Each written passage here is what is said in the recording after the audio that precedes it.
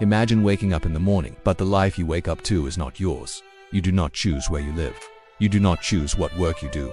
You do not even control your own name.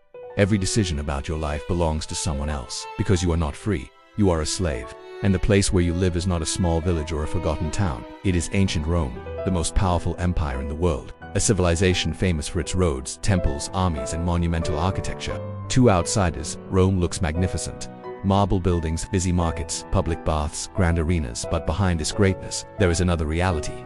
A hidden world that keeps the empire running. A world built on labor, fear, punishment, and survival. Millions of people in the Roman Empire lived this life. Men, women, children, people whose names history rarely remembers. Today we will step into that world.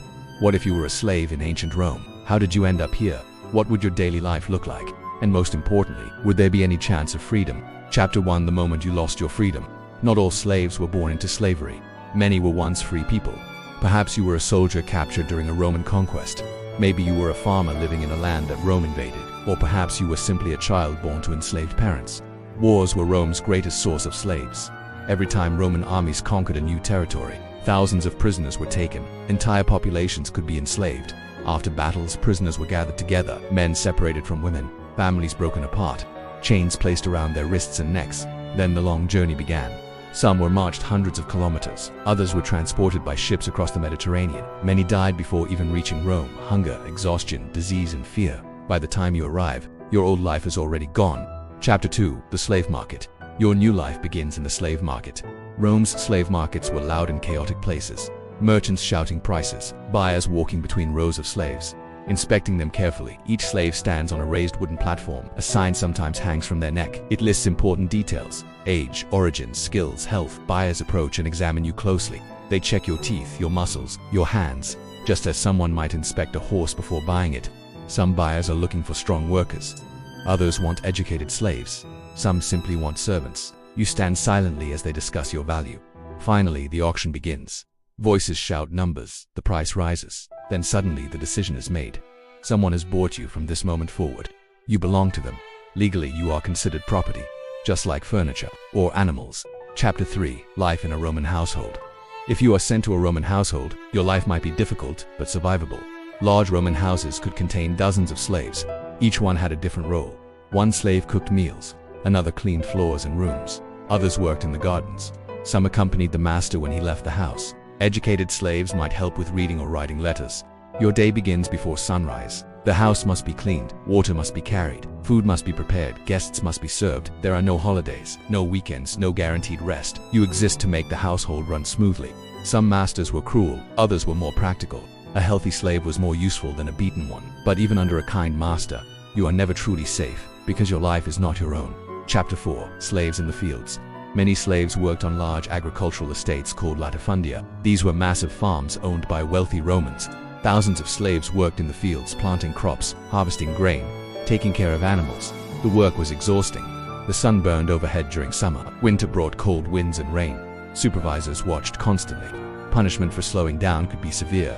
Yet the fields were still better than some other places, because there were places in the Roman world where slavery was far worse. Chapter 5: The Mines. The mines were among the harshest places in the empire. Gold, silver, iron, salt. These resources were essential to Rome, and slaves were the ones who extracted them. Underground tunnels were dark and suffocating. The air was thick with dust. Torches barely illuminated the narrow passages. Slaves worked for endless hours breaking rock, carrying heavy loads. Many never saw daylight again. The life expectancy in the mines was extremely short.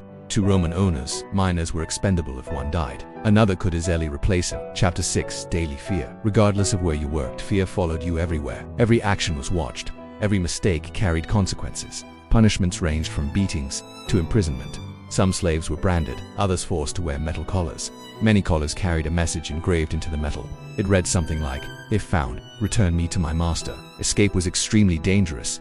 Captured runaway slaves could face brutal punishment. Yet even in such a harsh system, some people still dared to hope. Chapter 7: Educated Slaves. Not every slave performed hard labor.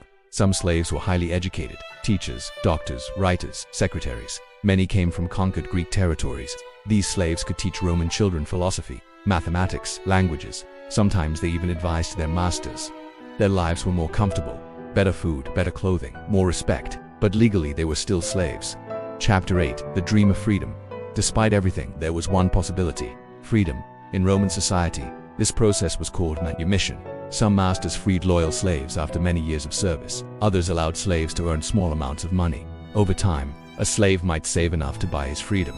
Once freed, a former slave became known as a freedman. Freedmen were not fully equal to Roman citizens, but they could work, own property, build businesses. Some even became wealthy merchants. But these stories were rare. For most slaves, freedom never came. Chapter 9: The Rebellion of Spartacus. Not everyone accepted slavery quietly. The most famous slave rebellion in Roman history was led by Spartacus. He was a gladiator. Around 73 BC, Spartacus and a small group of slaves escaped from a gladiator school. They fled to the mountains. Soon thousands joined them.